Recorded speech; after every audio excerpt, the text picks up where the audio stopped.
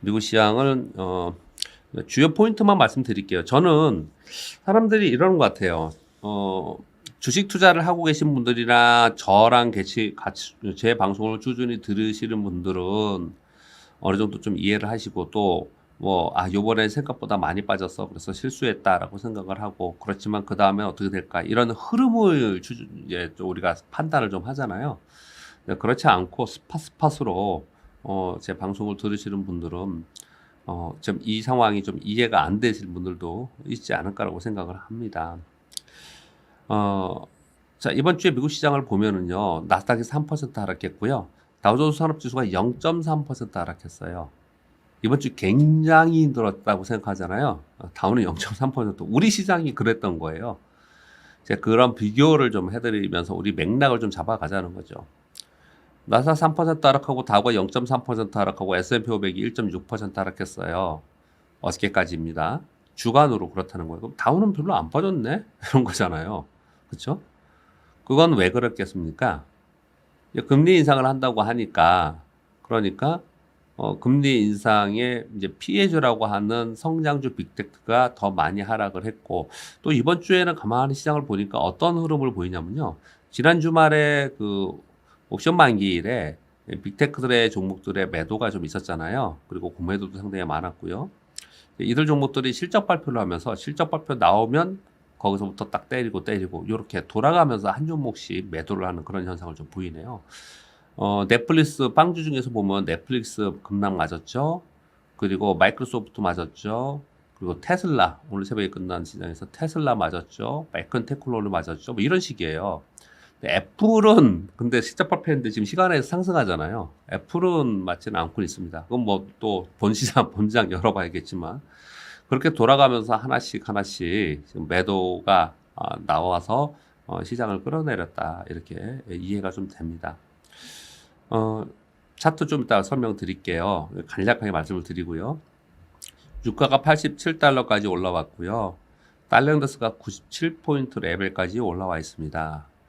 자, 달러인덱스가 좀 올라왔죠. 그리고 달러인덱스가 올라오다 보니까 이제 원화는 1203원까지 올라왔습니다. 우리 시장이 안 좋은 거죠. 이 상황은요. 그리고 위안화는 이제 큰 움직임이 없었고요. 위안화는 평가 절상했어요. 금리 인하하면서 중국에서 그래서 큰 움직임이 없었고요. 10년 만기 국제 수익률이 1.8%까지 올라왔습니다. 그리고 금도 약간 올라왔고요. 그리고 최근 들어서 필라델피아 반도체 지수도 좀 떨어지고 빅스 지수는요. 월요일 날 장중에 39포인트까지 올라갔다가 지금 한 30포인트에서 거래가 돼요. 그래서 빅스 지수는 이제 안정화됐다. 이렇게 보시면 좀 될 것 같습니다. 지금 전반적인 이 지표들을 제가 항상 빨간 글씨로 써가지고 보여드리는데요. 이런 지표들은 우리 시장에 우호적이지 않죠. 근데 이 정도의 지표로 우리 시장이 이렇게 폭락하느냐? 그건 아니죠. 냉정하게 생각해서 그 정도는 아니지 않습니까? 달러인더스의 움직임 폼이 아주 급격하게 올라가거나 원화나 아니면 10년 만기 국채 수익률이나 이런 게 아니잖아요. 물론 2년 만기 국채 수익률은 많이 올라왔어요. 그런 부분이 아니라는 거죠. 즉 전반적으로 우리 시장은 LG 엔솔 영향이 훨씬 더 컸다. 그렇게 봐야 된다는 거죠. 이벤트죠, 이벤트. 그렇게 봐야 되고요. 격동의 한 주, 한마디로 표현해서 격동의 한 주였고요. 지난 4분기 GDP가 6.9% 예상보다 높았습니다. 그래서 미국 시장이 떴다가 다시 밀리는 그런 특징을 보였는데 왜 밀렸냐? 좀 전에 말씀드린 대로 실적 발표 후에 종목별로 그냥 다 하나씩 때리고 있어요. 그런 것들 때문에 좀 빠지고 있다라고 보시면 될 것 같고 FOMC 회의를 앞두고 나서 변동성이 굉장히 급심했는데 파로장 연설 후에 뚜렷하게 뭘 내놓은 게 없어요. 시장에서 바라는 건 뭐냐면 나쁜 쪽으로 얘기하더라도 어떻든 가이드라인을 좀 제시해 주기를 바랬는데 가이드라인이 명확하게 나오지 않아서 시장이 확실하게 여기서 강하게 반등을 못 주고 있다. 이렇게 보고 있고요. 1월 달에 나스닥이 한 달 만에 14.65% 하락을 했고요.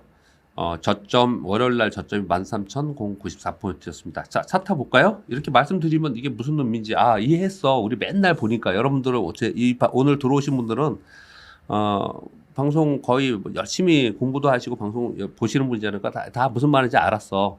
근데 이제 눈으로 보면은 지금 어떤 상황이 좀 이해가 되겠죠. 그래서 이제 말씀을 좀 드리면요. 자, 지금 현재 보고 계시는 차트가 나스닥 차트예요. 나스닥 1월 월봉입니다. 1월에 14.65% 하락을 했어요. 1월 한 달에 다 뺀 거고, 거기 그전에는 빠진 하나도 안 빠졌잖아요. 1월 지금 한 달 동안 이렇게 맞고 있다라는 거고, 14.68%라는 게 중요한 거고요. 일봉으로 볼 때 지난번에 요건 중요합니다. 단기적으로는 중요해요. 지난 그 월요일 날 그날 마이너스 5%까지 갔다 플러스 0.63%까지 올라간 날 있잖아요. 이날 거래가 실리어 있으면서 아래 꼬리를 달고 양봉을 만들었잖아요. 그래서 제가 요것을 우리 공부한 대로 하면 요걸 뭐라 그러죠? 1차 매수 신호라고 합니다.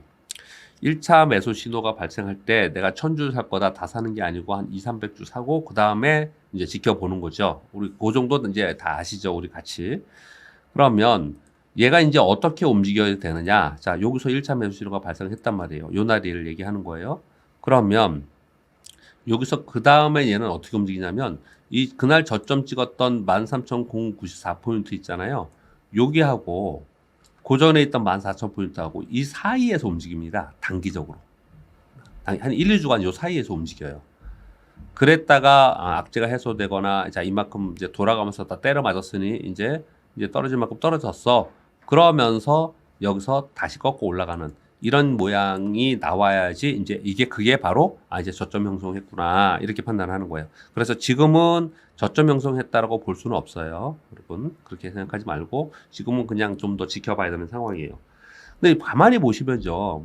14%나 빠진 나스닥 역시도 이렇게 급락을 했지만 이 저점을 깨지 않고 여기서 왔다 갔다 하잖아요. 그쵸? 그 다우존스 산업지수는 더 안 빠졌다고 말씀드렸죠. 다우존스 산업지수는 월봉으로 이렇게 보면요. 아랫꼬리 달고 음봉 하나 났어요. 마이너스 5.9%. 이 다우존스 산업지수 보면은 사실 이게 빠진 건 아니에요. 얘네들은요. 그리고 일봉으로 봐도 지난번에 급락을 했다가 다시 한번 또 나스닥하고 비교해 드리면 여기서 1차 매수 신호라고 그랬잖아요. 그리고 나서 이 상단 부분에 그냥 있습니다. 얘네들도요. S&P500은 그 사이에 있는 거죠. 얘는 여기에서 왜냐면 테슬라 때문에 그러는 거예요, 이건요. 여기서 이날 1차 매수 신호 발생하고 그냥 이 박스권에 있어요. 그러니까 미국의 양적 긴축으로 인해서 우리 시장이 빠졌다라고 설명들을 다 하는데 그걸로 봐서는 이해가 안 되잖아요. 우리 시장은 이걸 깨고서 그냥 막 폭락하고 있는 상황이잖아요. 우리 시장은 거기를 깨고 일봉으로 봤을 때 그날이 언제입니까? 월요일이 여기고 그래서 우리가 2850포인트를 그냥 깨고 내려갔단 말이에요. 그리고 나서 그냥 우리는 그 박스권에 있는 게 아니고 그냥 이렇게 내려왔잖아요. 이거 뭘로 설명할 거냐는 거죠. 그래서 이것을 제가 말씀드리는 제가 틀렸다. 제가 실수했습니다 하는 LG 엔솔에 의한 수급적 왜곡 현상으로 인한 급락. 자, 이거를 판단을 너무 과소평가했다. 좀 얘들이 그냥 기관을 믿은 거죠. 기관들이 선제적으로 어느 정도 해놓지 않았겠냐. 뭐 요렇게 생각을 좀 했는데 그냥 밑으로 맞아버렸어요. 그러니까 저는 그래서 여기서부터 이런 표현을 많이 쓰잖아요, 제가.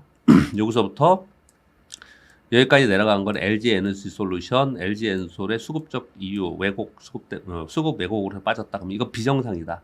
그럼 비정상은 정상으로 회귀하는 이거는 저는 있을 것이다. 일단 그렇게 좀 보고 있죠. 미국 시장 말씀드리다가 잠깐 우리 시장으로 돌아갔는데요. 그러니까 전반적으로 볼 때 미국의 지금 테이퍼링 종료는 다 이제 반영됐고요. 이제 종료한다라고 하는 거고요. 그리고 3월부터 금리 인상한다는 것도 반영을 하고 있는 거고요. 그렇죠? 양적 긴축은 이번에 바로 반영은 안 할 것 같고요. 지수가 다시 반등하고 그리고 나서 또 다시 뭐 양적 긴축 얘기가 나오면 또 다시 움직이지 않을까 이런 생각합니다. 자, 그럼 미국 시장 정리하겠습니다. 미국 시장은 금리 인상과 양적 긴축을 한다는 것에 대한 매파적 발언들이 굉장히 강하게 나왔고 그런 것들로 인해서 FOMC 회의를 앞두고서 강력한 변동성이 생겼습니다.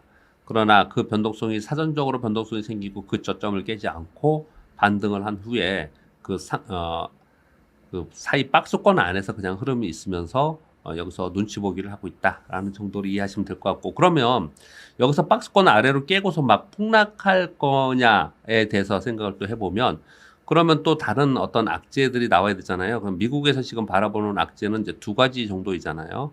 하나는 뭐 세 개로 볼 수 있겠죠. 크게 보면은 하나는 금리 인상과 양적 기축.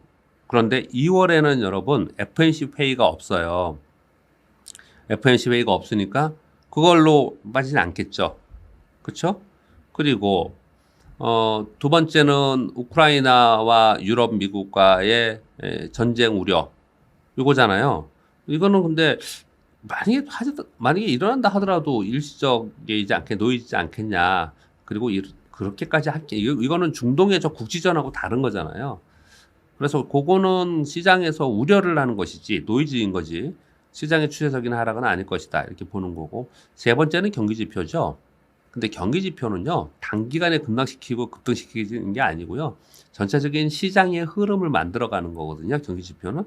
그렇게 전반적으로 이게 봤을 때, 그러면, 미국은 지금, 이번 주 월요일 날 있었던 저점 라인, 이것이 저점이 좀 될 가능성이 단기예요. 단기. 저점이 될 가능성이 있다라고 좀 추정해 볼 수가 있습니다. 미국. 근데 그 사이에서 변동성이 있고, 2월에 들어가면 그 변동성이 좀 잠잠해질 것이다. 자, 미국 시장 요렇게 끝내겠습니다. 요렇게 하고 끝낼게요. 미국 시장 그 정도 보시면 될 것 같고요. 그래서 저는 어떻게 생각하냐면요. 우리 직원들이 저보고 묻길래 미국 시장 그러면 뭘 지금 거래를 해야겠느냐. 미국 시장도 많이 빠졌으니까 뭘 해야겠냐. 저는 어떤 걸 보고 있냐면은 예를 들어 이런 거예요. 마이크론 테크놀로지 같은 거 지금 밀렸다가 오늘 또 밀렸잖아요. 이렇게요.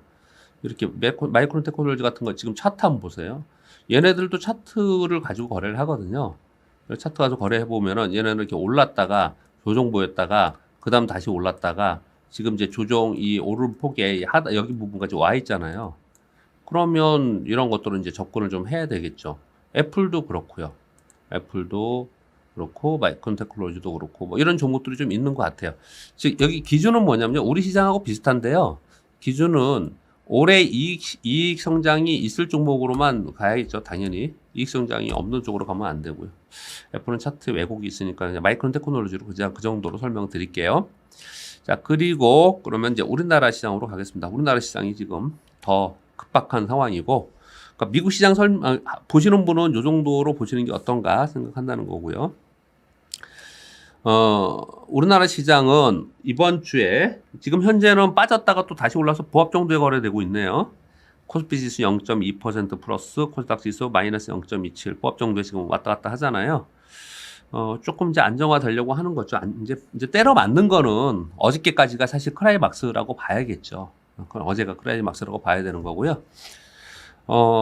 이번 한 주에 코스피가 7.7% 빠져 코스닥은 무려 10% 하락했어요.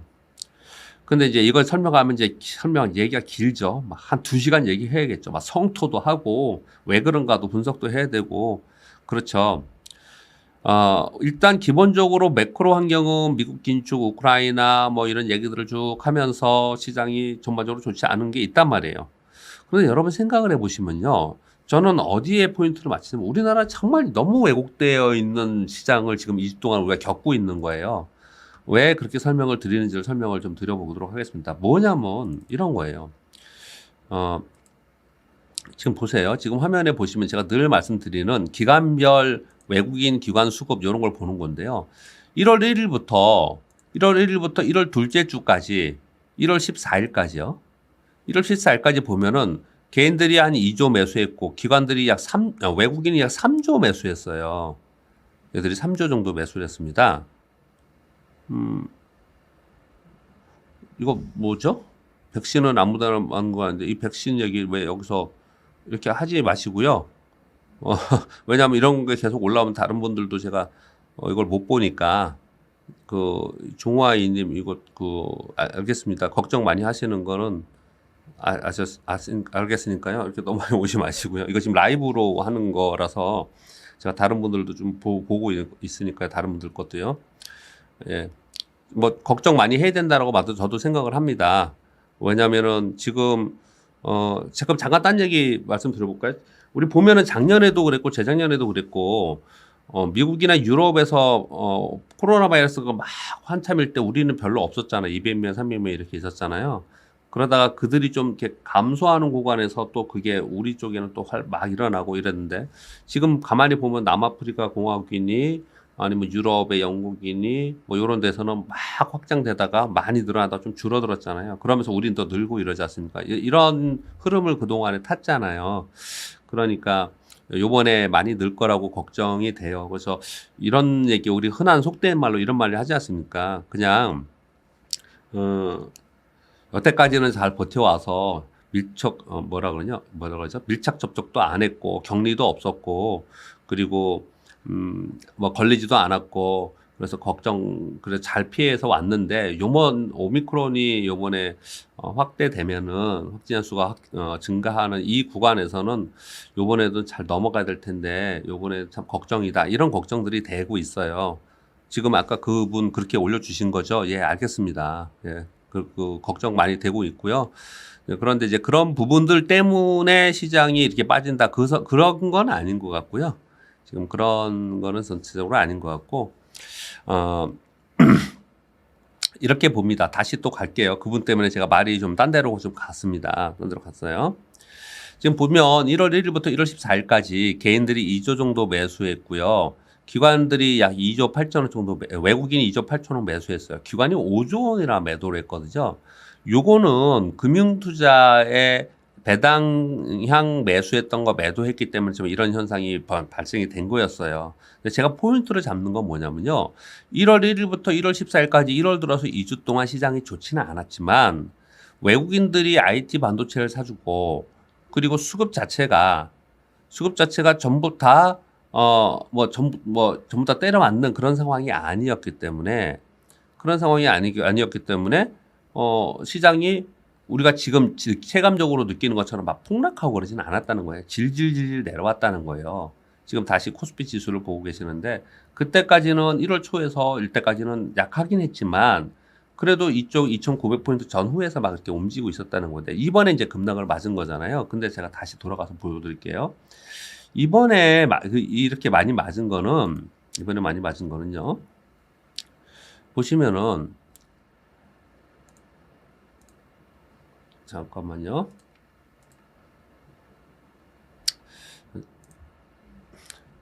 다시 돌아가서 그거 눌러볼게요.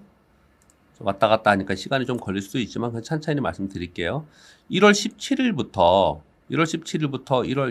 지금 28일까지 요 2주 동안의 수급을 보면 개인들이 약 2조 4천억 샀고요. 그리고 외국인들이 4조 원이나 팔았어요. 물론 여기 LG 에너지 솔루션이 있어요. 어저께 거 빼볼까요? 어저께 거 빼더라도 27일이니까 26일까지 볼게요. 그러면 외국인들이 2조 원이나 팔았단 말이에요. 근데 외국인들이 왜 2주 동안, 그전 2주 동안 사다가 마음을 바꿨을까? 왜 선물 시장에 매도 포지션으로 바꿨을까? 이걸 생각해 보는 거예요. 그리고 이때부터 왜 이렇게 급락을 했을까? 우리가 흔히 외국인들이 이번에 집중적으로 매도를 해서 시장이 하락했다. 이거는 그냥 아무나 생각하는 수 있는 얘기고요. 그거는 있는 그대로의 사실을 얘기하는 우리 기자들이 하는 얘기고요.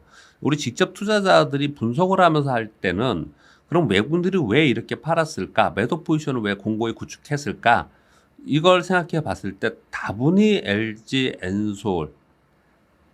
엔솔의 영향이 컸을 거라는 거죠. 그걸 바라보고 외국인들은 그날 상장하면 대규모로 매도를 할 거야. 그리고 그것으로 인해서 당연히 지수 왜곡이 발생하고 지수는 떨어질 거야 라는 것을 외국인들이 판단을 하고 선물 매도 포지션을 쳐놓고 공매도 쳐놓고 했었다라는 거죠. 거기에 우리가 개인 투자들이 어떻게 거기서 대항합니까? 거기에 국내 기관들이 대항을 해줬어야 되고 선제적으로 좀 움직여줬어야 되는데 그렇지 못한 상황이 되니까 훨씬 더 이런 일들이 벌어졌다. 근데 우리는 이렇게 지금 해석을 좀 할 수밖에 없는 상황인 거죠. 그렇게 이해가 되고요. 자, 그러면 다시 돌아가서 어제 상황 좀 말씀드릴게요. LG 에너솔루션이 59만 7천 원으로 시작을 했습니다. 30만 원 공모가인데 더블인 60만 원에서 거의 60만 원에 했어요. 그래서 뭐 개인 투자들이 이제 이거 여기에 청약하신 분들이 이제 수익을 나신 분들이 있어요. 오늘 축하드립니다. 일단 그분들은 됐어요. 이제 끝났어요. 거의 대부분 팔았을 거예요. 아마도. 종가는 50만 5천 원에 이제 끝났는데 이게 시가총액이 118조입니다. 어제 거래대금이 LG에너솔루션이 8조 거래대금이 됐고요. 시장 거래대금이 20조나 됐습니다. 그 와중에 외국인들이 287만 주 매도를 했고요. 기관들은 지금 질문 주신 분들은요. 좀 이따 제가 질문 한번 올려주세요. 그러면 제가 답변 드릴게요. 그러면 왜냐면 제가 이걸 지금 보면서 보지 못하니까 그때 질문 주시면 제가 거기에 답변 드릴 수 있는 거는 답변 드리도록 하겠습니다.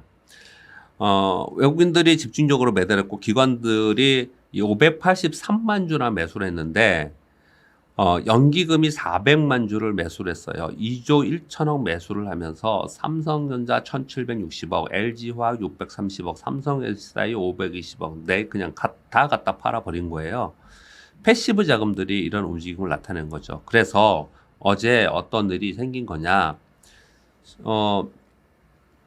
어제는 LG에너솔루션은 지수에 반영이 안 됐잖아요. 그러니까 LG에너솔루션을 사는 거는 전혀 시장에 아무런 반영이 되는 게 아니고요. 파는 거는 반영이 다 되니까. 어제 1조 이상 하루 만에 그냥 어제 한 1조 5천억, 연기금만 8천억 팔았으니까 다른 데들 다 그렇게 했을 테니까. 지금 오늘도 그러고 있는 거거든요. 오늘 수급을 보면 오늘 현재 수급이에요. 외국인들이 한 4천억 팔고 있고 기관들이 2천억 사고 있는데 기관들 사는 거 보면은 얘네들 보면은 LG에너솔루션도 꽤 있을 거란 말이에요. 즉 어제는 LG에너솔루션은 시장에 반영이 되지 않고 파는 다른 것들은 시장에 반영이 되고 그러니까 그냥 폭락을 맞아버린 거예요. 지금 말도 안 되는 왜곡 현상이 벌어진 거죠. 그러니까 이런 현상이 벌어진 거라는 걸 여러분 이제 아시죠? 이제 전부 다 여러분 다 아시지 않습니까? 그럼 이제 중요한 건 이런 거잖아요. 자, 이제 알았어. 두 가지를 이제 해야 되는 거예요. 자, 그러면 이건 이벤트에 의한 수급적 왜곡 현상이니, 그러면 요게 끝나고 나면 좀, 이렇게 급락하고, 그리고 이런 거는 좀 잠잠해지겠네. 그러면 이제 저점을 지금 찍었다고 볼 수 있지 않겠냐? 요렇게 얘기할 수 있는 거잖아요. 그쵸? 이게 하나의 포인트예요. 두 번째는 뭐냐면, 그러면 끝났느냐? 이 수급적 왜곡이 끝났느냐? 근데 완전히 끝나지 않았다는 게 찝찝한 거예요. 왜냐면 2월 9일 날 MSCI 반기 리뷰가 있고요. 종목별로 등락인 거. 그리고 MSCI하고 코스피 200의 리밸런싱이 있어요. 그러다 보니까 이제 한 차례 좀 더 남았다. 이번처럼 클지 안 클지 모르겠지만 한 차례 남았다. 그러니까 공격적으로 우리가 여기서 대응을 할 수가 있는 부분이지만 아닌 꼴이 된 거고요. 또 하나는 오늘 극명하게 나타나고 있죠. 오늘 종목에 오늘 아침에 지금 다 이제 플러스로 전환됐는데 아침에 하락을 할 때 뭐가 많이 빠졌냐면요. 삼성 SDI. 지금 보세요. 아직도 이거 못 돌고 있어요. 마이너스 6%예요. 삼성 SDI. 지금 좀 전에 보시다시피 삼성전자는 플러스로 돌아섰죠. 삼성전자, 아마 삼성전기 2.3% 올랐잖아요. 그리고 LG노텍 5%로 올랐네요. 그리고 LG전자 이런 거 다 플러스에 지금 있잖아요. 근데 삼성 SDI는 마이너스 6.4%라. 마이너스 1, 2%면 이해가 돼. 마이너스 6%나 지금 떨어져 있잖아요. 그리고 오늘 에코프로비엠 많이 올라왔네요. 에코프로비엠 마이너스 9% 갔다 마이너스 4% 됐죠. 이건 화재하고 내부자 거래 이런 거 다 떠나서요. 그런 거 떠나서 에코프로 이것도 지금 많이 좀 올라왔네. 이것도 마이너스 12% 갔다가 마이너스 4%까지 가고, 그리고 대표적으로 또 어떤 거 있어요? 첨보. 지금 아직도 이건 마이너스 5%네요. 첨보 있고, 엔캠 플러스까지 왔네요. 엔캠은 마이너스 6%였다가 이제 저도 이제 좀 전에 올라오기 전에 엔캠을 좀 사고 왔는데 사실은요. 좀 이따 그런 걸 말씀드릴게요. 그런 거 말씀드릴게요. 이런 것들이 다 때려 맞았다는 거예요. 지금 오늘 왜 그랬냐? 왜 얘네들이 왜 이렇게 얘들 때려 맞았냐? 이것도 LG 엔솔 때문이라는 거예요. ETF들이나 아니면 여기에 담긴 2차 전지 이런 펀드들, 얘네들은 LG 엔솔이 단문만큼 다른 걸 팔아야 되니 이런 일이 벌어지고 있다라는 거예요. 그렇잖아요. 그러니 얘네들도 피해를 입은 거예요. LG 엔솔 때문에. 왜곡 현상이 벌어지고 있는 상황에서 지금 이렇게 됐다라는 거죠. 그쵸? 그러니까 이제 얘네들 피해를 입은 쪽에서는 그냥 그것 때문에 당해버렸고 지금 열받는데 그 중에서 이제 어떤 거는 정말 세게 다시 반등을 줄 수 있고 어떤 거 못 주겠고 뭐 이런 일이 벌어지겠죠. 그렇죠. 이제 그런 생각을 보면 하면서 말씀을 좀 드리는 거예요, 지금요. 우리 시장은 제가 아까 텍스트는 설명드렸죠. 자, 우리 시장은 LG 에너지 솔루션 때문에 미국 시장하고 비교해 봤을 때 미국 시장에서 얘기하는 지금 많은 사람들이 일단 전체 거시적 매크로를 설명하는 사람들은 뭐라고 얘기하냐면은 그동안의 유동성이 제가 맨날 이러잖아요. 두 손을 이렇게 들고 시장은 하나는 돈의 힘, 유동성으로 가고 하나는 기업이익의 힘, 경기로 가는데 경기 지표로 가는데 이제 유동성을 축소한다고 하니 이제 올해 시장은 좋지 않을 겁니다. 올해 시장은 어려울 겁니다. 라고 가는 거고 그 상황 속에서 경기가 좋아야 되는데 경기도 안 좋다고 하니 안 좋은 거고 경기가 다시 회복되는 지표가 나오면 시장은 다시 돌아설 거라고요. 시장은 다 이제 왜냐하면 유동성 축소는 이제 거꾸로 가지 않으니까 이거는 이제 이렇게 된 거잖아요.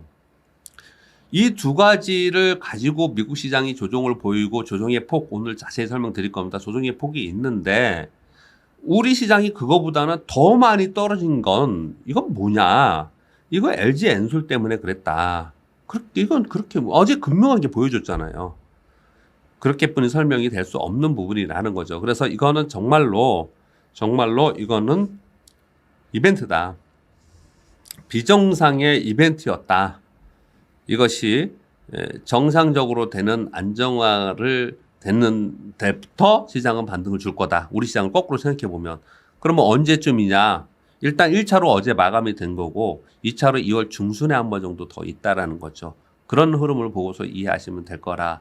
지금 현재 지수가 어느 때이고 어느 정도 반등 주고 요거는 좀 이따 다시 한번 말씀드리도록 하겠습니다. 자, 그러면 지금 현재까지의 미국 시장 그리고 우리나라 시장에 대해서 이해는 되셨죠? 자, 왜 그런지는 이제 이해하고 넘어가야 되니까. 자, 그리고 이번 주에 있었던 주요 이슈들 몇 가지는 짚고 넘어가야 되는 거는 꼭 짚고 넘어가도록 하겠습니다. 자, 질문을 조금 이따 주시라고 말씀드렸죠. 왜냐하면 제가 지금 방송을 하는 중에 질문을 계속 올리시면 그 질문을 제가 답변을 바로바로 못 드리니까 질문 주세요 하는 시간을 다시 드릴 테니까 그때 질문 주시면 거기에 맞춰서 제가 바로바로 답변 드릴 수 있는 건 답변 드리도록 하겠습니다. 요번에 1월에 FNC 회의 결과 파월 기자회견이 있었습니다. 이건 꼭 짚고 넘어가야겠죠. 파월 기자회견에서 이렇게 얘기를 했습니다. 고용시장은 완전 고용시장까지 됐다. 그래서 이제 금리 인상할 거다 이 얘기예요. 물가 여전히 상방 압력이 있습니다. 이게 물가가 좀 둔화를 전망하지만 여전히 상방 압력이 있어서 걱정이 됩니다. 이게 장기적인 리스크로 갔을 때는 우리는 거기에 정책 수단을 쓸 것이고 우리는 준비가 되어 있다 이런 얘기를 했어요. 그러나 병목 현상으로 인해서 발생한 물가의 급등은 결국은 서서히 내려올 가능성이 크다. 그래서 옐런 장관은 올 연말에 되면 코로나 바이러스를 우리가 잘 통제만 한다면 우리가 예상 수준으로 생각했던 2%에서 3% 정도, 그 정도 한 2%, 그 정도까지 내려올 수도 있다고 생각한다. 이렇게 얘기를 하는 근거는 뭐냐면 병목 현상의 해소 문제, 이게 결국 키포인트다. 이런 얘기를 했어요. 그래서 결국은 조금씩 둔화되지 않겠냐라고 얘기를 했습니다. 양적 긴축에 대해서는 논의하기를 시작했다. 이렇게 얘기를 했습니다. 그래서 3월에 추가 공개할 거다. 구체적인 사항은 3월에 공개할 거다. 이렇게 얘기하면서 현재 정해진 것이 없다라고 얘기했습니다. 그러면서 시장이 그날 하락했죠. 왜 그랬냐면 요 얘기 때문에 그랬어요. 양적 긴축을 우리가 생각했던 필요 이상으로 빠르게 축소할 가능성도 있다. 요 얘기를 했어요. 그러니까 양적 긴축에 대해서 거론이 직접적으로 나왔기 때문에 그날 우리가 걱정하면서 시장이 하락을 한 거예요. 금리 인상의 부분에 대해서는 적절한 시기는 곧 될 거다. 즉 3월에 금리 인상할 것이다라고 이제 발표를 한 거예요, 사실. 그래서 3월에 금리 인상은 시장에 반영이 됐다라고 보는 거예요. 2월에는 FOMC 회의가 없으니까 여러분. 실물 경제는 2023년까지 성장이 계속 될 것이다. 그러나 지금은 금융시장 내가 정책을 내놓지만 우리 정책보다 실물 경제가 더 좋다. 이렇게 얘기를 한 거예요. 그런데 이날 빠졌잖아요. 근데 두 가지 이유 때문에 빠진 거예요. 제가 쭉 이분이 얘기한 걸 정리해서 말씀드렸잖아요, 여러분. 근데 보세요. 보면요. 뭐가 빠졌어요? 이 얘기를 들어보면은 그래서 언제 테이퍼링을 끝내고 언제 금리 인상을 할 거고 언제부터 언제까지 어떤 경로로 할 거고 작년에는 이 얘기를 했었잖아요. 작년에 그 청문회 때는 이 얘기를 했잖아요. 올해 제 차례에서 내 차례 할 거고 25p 시켜갖고 몇 %까지 갈 거고 그리고 QT는 언제 할 거고 이랬잖아요. 그래서 시장이 떴잖아요. 그때요. 그게 없어. 그게 이번에 없고 전부 다 뭐라 그러냐면 3월에 가서 얘기하겠다고 한 거예요. 그러다 보니까 이렇게 지금 시장이 내려갔다. 이렇게 된 거예요, 여러분. 이게 이제 시장에 더 확실하게 저점을 찍지 못하는 이유가 좀 된 거고요. 그리고 또 하나는 뭐냐면, 요건 답변 드려야겠네요. 2차전지 ETF가 하락하는 거는 LG엔솔 때문이냐. LG엔솔이 2차전지 ETF를 아직 넣지를 못했어요. 어저께 들어왔으니까. 그러니까 LG엔솔은 편입이 안 됐는데 나머지는 LG엔솔 편입해야 되고 나머지 팔아야 되니까 그러니까 빠진 거예요. 그것도 그렇습니다. 자, 다시 돌아갈게요. 이 자꾸 왔다 갔다 하면은 이게 맥락이 없어지는데? 맥락이 없어지는데? 그래서 정확한 가이드라인이 있었으면 시장이 이렇게까지 우려하지 않았었는데 가이드라인이 없어서 그랬다라는 거예요. 그런데 저는 이걸 보면서 어떤 생각을 하면서 들었냐면요. 제가 사실은 한국경제TV나 3프로나 이렇게 너무 많은 사람들이 막 보는 데 있잖아요. 그런 데서는 제가 이 얘기를 하지 않아요. 너무 제 인사이트를 얘기를 하면 막 댓글에 막 반대 나하고 생각이 다르다는 사람들이 저를 비난하는 사람들도 있고 막 이래서 제가 얘기를 안 하는데 제가 볼 때는 이걸 보면서 어떤 생각을 했냐면요. 여태까지 꽤 오랫동안 주식시장에 있으면서 이들의 얘기들을 많이 들었잖아요. 이 봤을 때 파월 의장은요, 제가 볼 때는 공격적인 긴축 정책을 하고 싶지 않은 거예요. 그러고 싶지 않은 거예요. 왜 그러냐? 이 공격적으로 긴축 정책했다가 경기 회복을 저해하는 요인이 돼서 경기가 안 좋아지면 그러면 두고두고 역사적으로 욕을 먹을 거예요. 그래서 이걸 그냥 함부로 할 문제가 아니에요. 그래서 자꾸 애매모호하게 얘기를 하면서 뒤로 늦추는 거죠. 왜 늦출까? 왜 3월까지 또 늦출까? 코로나 바이러스 때문에 그러는 거죠. 코로나 바이러스가 정말 어느 정도 제어가 되기 시작을 하면서 그러면서 인플레이션이 병목 현상이 없어지고 인플레이션이 좀 둔화되는 모습이 나타나면은 그러면 내가 이렇게 정책을 가이드라인을 제공해도 되겠다. 요렇게 판단이 될 거 아니에요. 그러는데 지금은 이게 어떻게 될지를 이 사람들 모르겠죠, 당연히. 오미크론이 어떻게 될지 또 다른 변이가 나올지 모를 거 아니에요. 그러니까 이렇게 늦췄다라고 저는 생각을 하거든요. 그래서 결론, 저는 어떻게 생각하냐면요. 연준은 유동성 축소를 하고 긴축으로 가는 거는 금리 인상을 할 거예요. 그리고 양적 긴축도 할 거예요. 2018년도에 했을 것처럼 2017년, 18년도 했잖아. 그렇게 할 거예요. 그런데 지금 막 언론에서 얘기하는 것처럼 그렇게 공격적으로 할 거냐에 대해서는 파월 의장은 분명히 시장을 쳐다보면서 거기에 맞춰서 할 것이다. 저는 그렇게 그냥 이해를 했어요. 그래서 지금 우리가 생각하는, 시장에서 생각하는 아주 공격적인 그러한 양적 긴축이 나올 것이냐에 대해서는 시장이 뭐라고 표현할까요? 오바면이 있다. 과하게 받아들인 면이 있다. 저는 그렇게 생각을 좀 하고 있습니다. 그 해석을 좀 말씀 잠깐 드렸고요. 요즘에 뭐 시장이 더 중요하니까 뉴스는 별로 중요하지 않죠. 그래서 뉴스는 짧게 말씀드릴게요. 이번 주 나온 뉴스들만 몇 개 말씀드릴게요. 짧게 말씀을 드려보도록 할게요. LG전자가 자율주행차 옴니파 공개를 한다라고 해서 자율주행 관련차 관심 있게 보고 있는 거고요. LG노텍이나 MC넥스나 어버반도체나 삼화콘덴서나 뭐 제가 보기에는 이런 종목들 그렇게 많이 빠지지도 않았어요. 이번 하락에 많이 안 빠진 종목이 올해 좋을 종목입니다. 여러분 그거 아시죠? 그런 거 아시죠? 요번 하락에 많이 빠지지 않은 종목이 잘 버틴 종목이 반등을 줄 때 세게 갈 종목이에요, 여러분. 그걸 좀 참고로 말씀드리고요. 그리고 SK 하이닉스가 메타와 반도체 칩 공급한다는 뉴스가 있었고요. 그리고 또 걱정은 LG 엔솔 리밸런싱이 맨날 걱정인데 카카오뱅크가 2월 6일 날, 크래프톤이 2월 10일 날, SK IET가 2월 14일 날 보호회수 해제가 돼요. 그러면 기관들은 여태까지 팔고 싶어도 못 파는 애들 있잖아요. 이거 팔고 엔솔 사야 되는데 얘네들이 팔 가능성이 좀 있습니다. 그래서 갖고 계신 분들한테는 제가 뭐라고 말씀을 못 드리겠고 이쪽에 사려고 하는 사람들은 지금 안 됩니다. 얘네들은요. 지금은 안 된다. 말씀 좀 드리고요. 음식료 섹터가 최근에 강세를 보였는데 왜 그랬냐면 이거 마지막에 제가 또 다시 설명드릴 거예요. 원자재 가격 상승을 했잖아요. 2021년 원자재 수입 물가 42%나 상승을 했답니다. 그래서 요즘에 보면 농심 얘네들 가격 올린대잖아요. 농심, 롯데칠성, 오뚜기, 풀무원, CJ 프레스웨이 얘네들이 요즘에 좀 오르고 있잖아요. 그래서 얘네들은 올해 필수 소비재는 실적이 좋을 것이다. 이렇게 이해를 많이 합니다. 다음 올해 실적 전망 가이던스 추이에서 이렇게 봤더니 반도체하고 IT 하드웨어 빼고 나머지는 조금씩 낮춰지더라. 근데 이것도 시장에 반영 다 된 거예요. 낮춰지더라. 어느 쪽이 좀 안 좋냐? 기계, 미디어, 철강, 화학, 호텔 레저 쪽이 좀 안 좋다. 이렇게 얘기를 하고 있었고요. 삼성 SDI가 지난번에 27일 날 컨퍼런스 콜에서 2025년까지 북부 지역에서 배터리 양산을 구축해서 판매하겠다. 이런 얘기가 있었고요.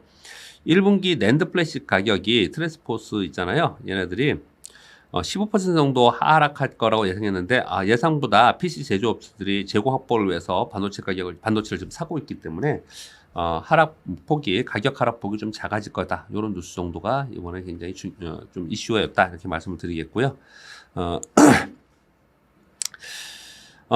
다음 주에는 설 연휴입니다. 다음 주 월화 쉬시고 수요일까지 쉬시죠. 그리고 목금에 시장이 열리고요. 그럼 다음 주에 무슨 주요 지표나 뭐 이런 게 있느냐? 근데 중요한 건 그렇게 많지는 않고요. 미국의 PMI 지표, 서비스업, 제조업 PMI 지표가 있고요. 그리고 고용 지표 나오죠. 월 초에 나오지 않습니까? 고용 지표 정도 나오는 거 하고 우리나라도 뭐 특별한 이슈가 없어요. 그래서 미국의 지금 변동성이 있는 장이 어느 정도 안정화되는지 요거 살펴보는 정도만 되고요. 다른 어떤 이슈가 나와서 2월에는 FOMC 회의가 없습니다, 여러분. 그러니까 양적 긴축 때문에 떠도는 건 이제 끝났어요. 그런 가지고 막 얘기하는 건 끝났고 지금은 이제는 이제 경기에 이제 시장이 관점이 좀 가고 있는 거거든요. 이제 그렇게 좀 바뀌었다. 그렇게 보시면 될 것 같습니다. 다음 주 투자 전망 및 대응 좀 말씀을 드리면서 제가 오늘은 투자 아이디어에서 보통 투자 아이디어에서는 섹터 이런 얘기를 많이 하는데 오늘은 시황 얘기를 더 이어서 할 겁니다. 시황 얘기를 말씀드릴 거예요. 1월 시장 현황 팩트부터 말씀드릴게요. 지금 현재 어떤 상황이냐? 코스피가 12.2%로 빠졌고 코스닥이 1월에 18% 하락했습니다. 자, 이제부터 차트를 보면서 말씀을 드려야겠죠. 자, 우리나라 차트 봐야겠죠. 코스피의 월봉으로 볼 때 월 코스피가 11.6% 지금 약간 올라와서 이 정도 됐고 코스닥은 이렇게 빠졌어요. 17.4% 하락을 했습니다.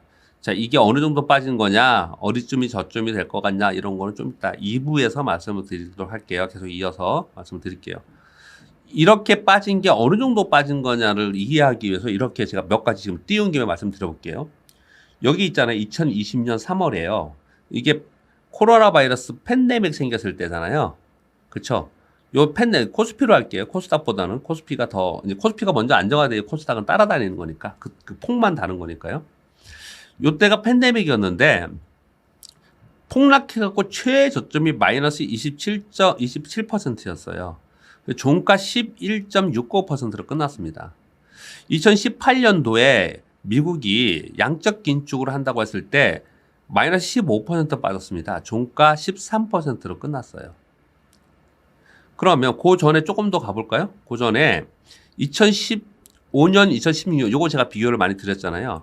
이때 뭐냐면 2016년도에 미국이 금리 인상한다고 했을 때예요. 이때 얼마 빠졌냐? 마이너스 11% 빠졌다가 종가 마이너스 4%로 끝났어요. 자, 금리 인상은 마이너스 12% 빠졌다가 올라왔어요. 그리고 기억하세요. 그걸 구분을 하세요. 아니면 써두세요. 금리 써서 한번 생각을 해보는 거예요. 금리 인상을 한다고 했을 때는 마이너스 12% 갔다가 종가 마이너스 4% 끝났어요. 양적 긴축한다고 할 때, 양적 긴축을 할 때 마이너스 15% 끝났다 빠졌다가 종가 마이너스 13% 끝났어요. 팬데믹일 때 마이너스 27% 빠졌다가 종가 마이너스 11%로 끝났어요. 지금 마이너스 13% 빠져서 지금 마이너스 11.56입니다. 오늘 마감이니까 마이너스 12%는 끝나겠죠. 마이너스 10%는 끝나겠네요. 이거 보면은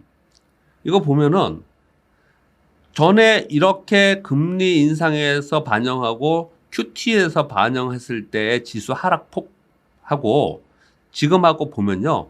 QT하고 금리 인상하고 몽땅 합쳐서 봤을 때 한 15%인데 그걸 지금 다 반영한 거예요, 이게요. 이게 다 한 겁니다. 저는 그래서 그건 다 반영했다라고 보는데 추가적으로 더 많이 하락한 건 뭐냐? 더 많이 하락한 거는 그거는 간 때문이야? 광고에 그런 거 뜻이 LG 엔솔 때문이야. LG 엔솔 때문이야. 이렇게 볼 수밖에 없다라는 걸 설명을 좀 드리는 거예요. 그래서 1월에 여러 가지 악재들이 있었습니다. 이렇게 빠지는 동안 외국인들은 선물 시장에서 53,000 계약이나 매도 포지션을 취했는데 저는 이걸 보면은 저점은 형성했다고 보여요. 근데 이렇게 이성적이고 합리적인 쿼트를 가지고는 저점이라고 판단이 되는데 그런데 수급상의 왜곡 현상이 벌어지면서 소위 수급 왜곡으로 발생되는 것에 대해서는 이런 지표로 판단할 수가 없는 거잖아요. 제가 무슨 표현을 드리냐면요. 53,000 계약까지 외국인들이 지금 선물몰 매도 포지션을 가지고 있어요. 미체결 계약이에요. 53,600 계약을 갖고 있습니다. 그런데 오늘 보시면요. 오늘 외국인들 볼게요. 외국인들 선물 어떻게 하나? 선물이 어디 있나요? 선물 차트가 가볼게요. 그러면은 선물업소는 이제 오늘 차트 이렇게 오늘 가보면요. 외국인들이 지금 현재 선물 시장에서 9,300 계약을 매수하고 있습니다. 얘들이 오늘 왜 매수를 하느냐는 왜 그러냐면요. 외국인들은 우리나라에서 여태까지 수치를 다 봤을 때 과거 말고 최근에도 우리나라에서 선물 매도 포지션을 5만 계약 이상을 잘 안 넘어요. 진짜 잘 안 넘어요. 5만 계약을 넘어서면 다시 줄여서 5만 계약 안으로 가고 이런 식으로 움직였다고요. 얘네들이. 왜 그랬냐? 얘들이 우리나라 전체의 시장에서 가지고 있는 포지션의 해지 수단으로 선물 계약을 하는 네이키드 계약이 하는 게 아니고 이걸로 해서 선물 매도해서 돈 벌겠다가 아니고 해지로 선물을 하는데 이 해지를 5만 계약 이상으로 그렇게 넘어선 게 아주 특이하게 없었다는 얘기예요. 그래서 넘어서면 다시 줄여요, 얘네들이 이거를요. 왜냐하면 너무 또 그쪽에 포지션이 노출되면 안 되기 때문에 그렇거든요. 근데 요번에 이게 53,000 계약까지 갔다는 얘기예요. 그러면 이제 외국인들은 선물에서 더 강력하게 매도는 안 하겠구나라고 생각을 추정해 볼 수가 있죠. 그래서 이쯤이면 이제 반등하겠지. 이렇게 볼 수는 있는 거예요. 이 수치는. 아무튼 뭐 때문에 이렇게 말씀을 드리자면 외국인들의 강력한 매도 포지션이 있었다라는 거예요. 언제부터 이렇게 매도 포지션을 많이 했느냐? 작년 12월물 선물 동시만기 끝나고 나서부터 포지션을 취하다가 1월 17일부터 1월 27일까지 어제죠. 어제까지 이렇게 강력하게 취한 거예요. 이것 역시도 왜 그랬냐? 미국의 정책도 있지만 엔솔의 수급적 왜곡을 얘들은 생각을 하고 거래를 했겠죠. 이게 시장을 짓누르고 있다는 게 전반적인 거고요. 그리고 전반적으로는 미국 매크로 시황에서는 미국의 금리 인상과 양적 기축 그리고 엔솔의 수급 왜곡 전반적인 이게 깔려 있는 상태에서 올해 생각을 해보세요. 올해 1월 초부터 악재 나온 종목들 이름만 불러볼게요.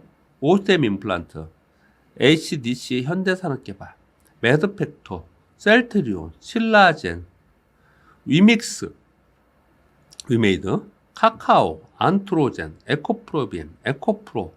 그냥 얘네들이 전부 개별 약재들이 있었잖아요. 그래서 관련돼 가지고 종목들도 떨어진 그런 상황이 좀 있었어요. 그래서 이런 상황에서는 그럼 어떻게 해야겠냐? 좀 전에 말씀드린 대로 제가 선물 외국인 매도 포지션 계약을 가지고 설명을 드렸듯이 합리적 전망을 가지고 데이터를 가지고 합리적을 얘기하긴 수준은 이미 벗어났다는 거예요. 그러면 이제는 어떻게 하겠어요? 과거의 흐름과 경험을 가지고 경험적 대응을 할 수밖에 없는 그런 상황에 지금 있다라는 거죠. 그래서 그 부분을 가지고 제가 2부에서 오늘 설명을 드릴 거예요. 지금 거기까지 많이 떨어졌다라는 설명을 드리는 거예요. 제가 오늘 3프로에서 이 화면을 보여드렸는데요. 사실 여러분께도 제가 오늘 이 방송을 처음 들어오신 분들은 뭐 생뚱맞게 또 저는 이게 무슨 얘기야 이럴진 모르겠지만 제가 정말 오랫동안 얘기를 많이 했어요. 뭘 보고 얘기했냐면 오늘 3프로 거 말고 오늘 리얼로 보여드릴게요. 제가 해외 지수의 S&P 500의 연봉을 이렇게 보여드리면서 계속 뭐라고 말씀을 드렸냐면 S&P 500이 2008년도에 글로벌 금융위기 맞았어요. 반등했어요. 그리고 1년 조정 보였어요. 3년 올랐어요. 1년 조정 보였어요. 2년 올랐어요. 1년 조정 보였어요. 3년은 올랐어요. 근데 이 3년이 이게 28.8%, 이게 16.2%, 지난해가 26.8%인데 올해 어떻게 오르겠냐는 거예요. S&P 미국 시장이. 이거 여러 번 봤죠? 여러분하고 저하고 여러 번 봤잖아요, 이거요. 여러 번 봤잖아요. 그러니 S&P 미국은 올해는 조정을 보일 거라는 거를 깔고서 간 거예요. 특히나 올해는 양적 금리 인상을 한다고 하니까 요 가운데 있었던 이게 몇 퍼센트 빠졌냐면요. 마이너스 12% 빠졌는데 이게 미국의 2018년도에 금리 인상을 하던 때예요. 금리 인상을 할 때. 그리고 양적 기쪽으로 한다고 할 때 마이너스 12% 빠졌습니다. 지금은 얼마 빠졌냐? S&P가 현재 마이너스 9.22% 빠졌어요. 저가는 마이너스 11%. 가만히 생각해 보면요. 한 달 만에 그동안에 올랐던 것에 대해서 양적 긴축을 하는 그리고 금리 인상을 하는 것에 대해 반영을 다 했어요. 얘들이요. 자, 못 올라간다는 건 우리가 생각을 했습니다. 근데 이 정도까지 하락하느냐라고 생각을 했는데 한 달에 그렇게 빠져버렸단 말이에요. 근데 하락폭이 더 클 수도 있을 것 같아. 이런 생각을 한단 말이에요. 왜냐?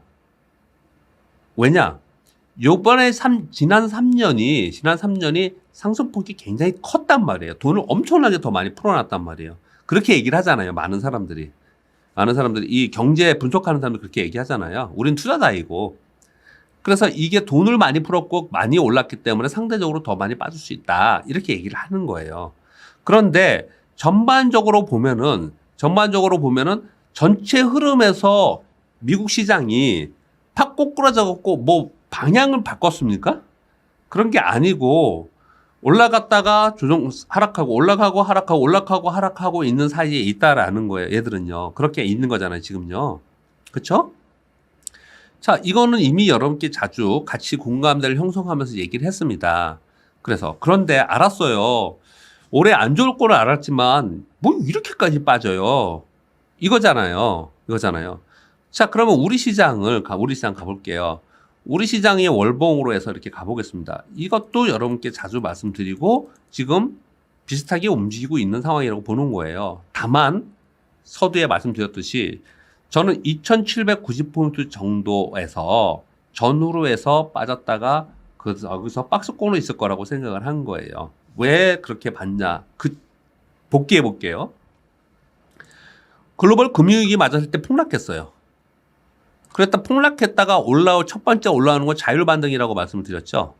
그랬다가 조정을 보였어요. 그리고 요게 제대로 된 상승이에요. 상승했다가 다시 이제 마무리 짓고 내려와서 그리고 반등 주고 박스권에 있었어요. 이렇게 있었단 말이에요. 그쵸? 근데 이 하락폭이 얼마였냐? 요거 계산해 보면 요 고점부터 요까지 빠졌을 때 다 올라온 다음에 빠졌을 때요. 요게 하락폭이 약 20% 정도입니다. 20% 정도. 그 정도 빠졌다가 다시 반등을 줬어요. 그리고 박스권에 있었습니다. 2017년도에 대세 상승이 있었어요. 그리고 2018년도에 미국이 금리 인상한다고 양적 긴축을 한다고 하니까 또 빠졌어요, 여기서요. 그리고 약간 반등 줬다가 또 빠지고 해서 1년 만을 빠졌습니다. 그랬다가 마지막에 반등을 주었거든요. 여기서부터 여기까지 지금 이게 워낙 많이 올라가서 요게 폭이 되게 작아 보이죠, 여러분? 여기부터 여기까지가 이게 보면 대세 상승했다가 빠진 게 몇 프로 빠졌게요? 2018년도 1년 동안요. 몇 프로 빠졌게요, 여러분? 18% 하락했어요. 18% 하락했어요. 이때 18% 하락했어요. 그리고 그 다음에 7% 하락했어요. 합쳐서 25%예요. 합쳐서. 다 지워볼게요. 이게 금리 상할 때 여기서부터 여기까지가 다 합쳐서 25% 빠졌어요. 여기서 18% 빠지고 여기서 7% 빠지고요. 그렇게 빠졌다고요. 자, 그러면 지금으로 볼게요. 지금으로 가서 볼게요. 지금은 고점이 3,300포인트잖아요.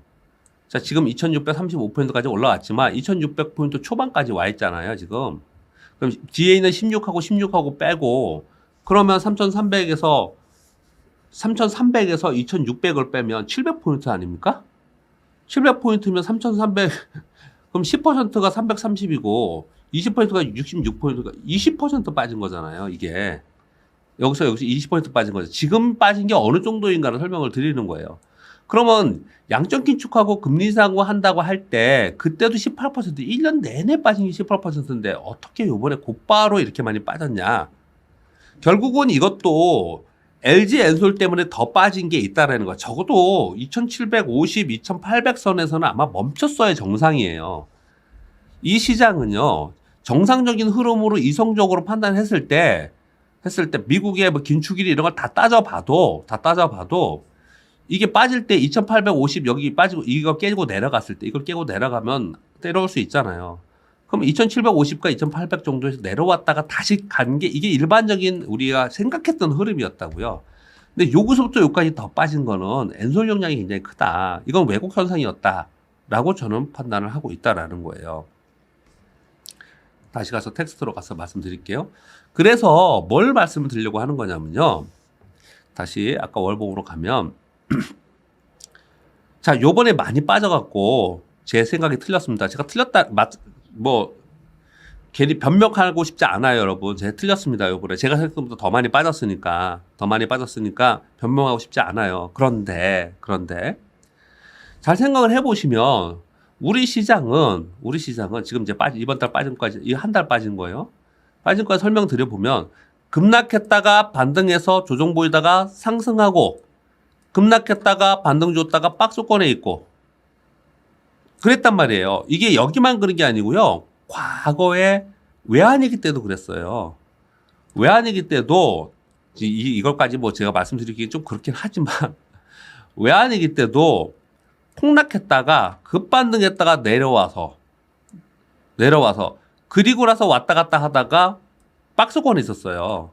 우리 시장이 그래서 힘들다는 시장을 얘기하는 거고 그래서 우리 시장은 좋을 때 쫓아가면 꼭 물리고 그러더라는 거죠. 그래서 선형적으로 살짝 조정 보이고 올라가고 하는 시장이면 얼마나 좋겠어요. 그런데 올라갈 때 사면 그냥 반토막 내고 그랬다가 또 고생했다 몇 년 지난 박스권에 있다가 또 다시 올라오고 이런 식으로 움직였다라는 거잖아요. 이런 식으로. 그래서 제가 계속 말씀드린 건 뭐냐면 여기서 우리 시장은 빠집니다까지는 이제 생각한 거예요. 그런데 제가 생각한 건 뭐냐. 이 아래에서 빠져서 하단에서 저는 2795로 봤고요. 하단에서 박스권으로 있을 거다라고 본 거예요. 여러분께 그렇게 말씀을 드린 겁니다. 근데 이 하단에서 박스권에 이 하단으로 내려가는 게 이번에 일시적으로 너무 급격하게 많이 내려가서 저도 굉장히 당황스럽고 그래서 이번 주에 산 거 저도 죄다 물린 거예요. 죄다 물린 겁니다. 근데 저는 어떤 믿음이 있는 거냐면 얘가 박스권에만 있으면 갈 놈은 간다 할 거라는 거죠. 원래 가던 애들은 원래 올해 이익 성장이 있는 애들은 자기 갈 길을 갈 거다라고 생각한다는 거죠. 그래서 올해 이익 성장이 있어서 자기 갈 길을 갈 종목은 이번에 생각보다 빠졌다 하더라도 들고 있어야 된다고 생각하고 생각보다 더 많이 빠진다라고 하도 그 종목은 사서 가져가야 된다라고 저는 얘기를 한 거예요. 이렇게 제가 3프로나 와우TV, 한국경제TV나 외부에서 이렇게 얘기를 이번 주에 조금 세게 얘기했어요. 그렇게 얘기하다가 욕먹은 거예요. 댓글에. 막 욕먹은 거예요. 더 떨어지니까 욕을 먹은 거예요. 근데 여기는 제가 편하게 말씀을 드리면 제가 말씀드렸잖아요. 제가 생각하는 저점 라인이 틀렸어요. 그런데 여기서 추세적으로 밑으로 하락할 거냐는 지금도 저는 그렇게 보지 않고 여기에 있을 거라, 이제 반등 주어서 이 박스권에 있을 거라는 시황관이 변하지 않았다. 요 말씀을 드리고 있는 겁니다. 요 말씀을 드리고 있는 거예요. 또 한 가지는 제 방송 계속 들으시는 분들은 이거 웃으시면서 많이 들으시는데, 제 친구가 50년을 넘게 주식시장을 한 번도 안 해다 주식하면 다 망해 이러던 친구가 작년에 계좌 만들어 달라고 그렇게 얘기를 해서, 야, 하지 말라고 해도 해달라 해가지고 계좌 터가지고 샀다고 말씀드렸죠. 그렇게 말씀드렸잖아요. 그런데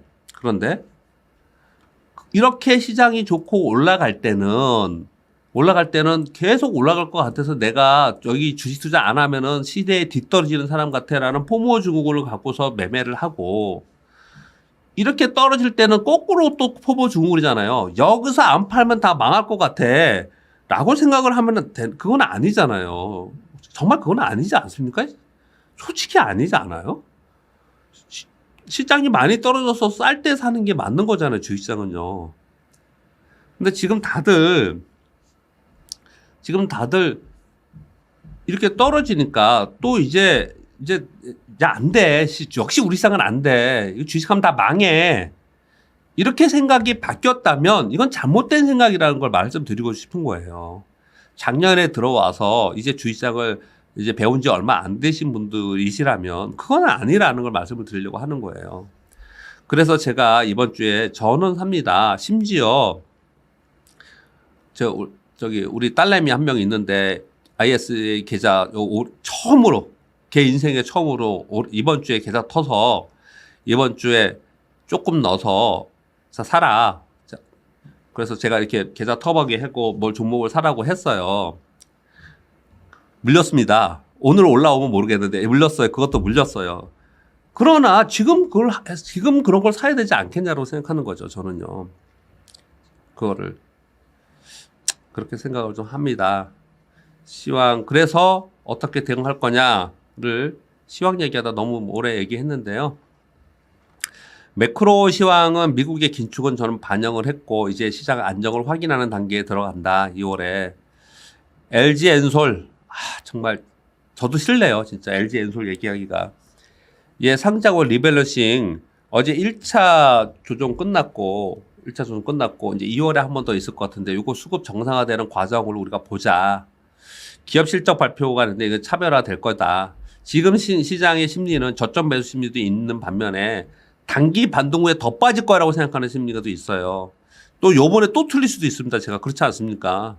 그러니까 만약에 시장을 앞으로 한 1년 동안 안 좋아, 여기서 했다가 망할 것 같아 라고 정말 두려우신 분들은 저 꼭 말씀드릴게요. 그런 분들은 여기서 팔지 말고 반등을 주어서 지금 외국인들의 선물과 옵션 포지션을 봤더니 2890포인트에 해놨어요. 2890포인트에. 그러니까 만약에 반등을 주어서 그 정도 선까지 만약에 가게 되면 요번에 못 팔아갖고 시장에서 못 나오신 분들은 거기서 팔아서 이제 시장에서 나가서 다시 들어오지 마세요. 한동안, 몇 년 동안. 그냥 그렇게 하셔야 되고, 이 상황 속에서도 내가 이제 이만큼 빠져서 많이 빠졌어. 그래서 나는 여기서 주식을 들고 갈 거야. 또는 여기서 그냥 그래도 폭락할 때는 종목이 없지만 시장이 그래도 박스권만 있으면 종목이 있어. 라고 생각하시는 분들은, 그런 분들은 지금 어떤 종목을 가지고 갈 거냐, 요게 되게 중요한 거예요. 자, 2888, 점쟁이도 아니고 2890이 왜 나왔습니까? 그거 설명을 드리면서 요 일부를 끝낼게요. 그리고 또 시황 얘기를 왜냐하면 우리가 끊어서 얘기를 하니까 여러분들이 막 1시간 반, 2시간짜리 쭉 못 들으시니까 사실 1시간도 힘드시죠? 들으시기. 그렇지만 좀 끊어서 제가 우리 올리려고 업로드를 끊어서 올리기 위해서 제가 끊는 거고 내용은 오늘은 시황을 계속 할게요. 시황을 계속. 오늘도요. 워낙 지금 시황이 중요하니까. 그거는 왜 어떤 이유에서 그게 나왔냐. 어떤 이유에서 나왔냐. 그걸 말씀드려볼게요. 그건 어떻게 나왔냐면요. 이건 여러분들이 쓰시는 전 증권사에 다 있는 거고요.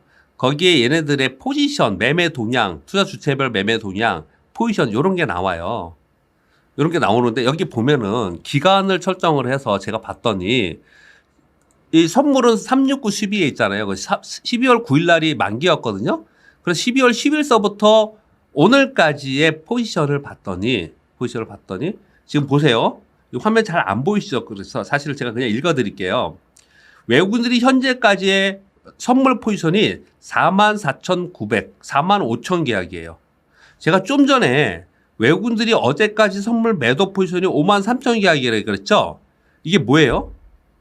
매도 포지션을 환매, 이익 실현한 거예요. 지금 8,000 계약, 9,000 계약을 지금 이익 실현한 겁니다. 이 사람들이, 외국인들이 이익 실현을 했어요.